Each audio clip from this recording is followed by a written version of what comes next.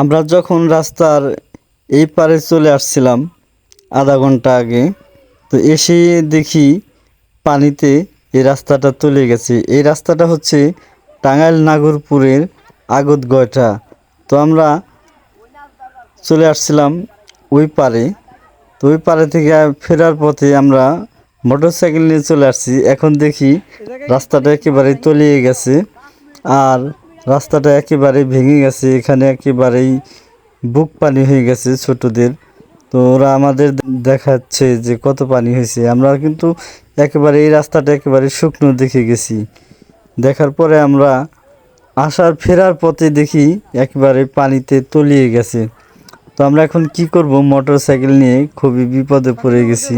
যে আমরা শুকনো রাস্তা দিয়ে মোটরসাইকেল নিয়ে চলে আসলাম, এখানে আরও দেখা যাচ্ছে স্কুল ছাত্রীরাও এসে একেবারে আটকে পড়েছে। তো সেই সাথে আমরাও কিন্তু একেবারে আটকে পড়ছি।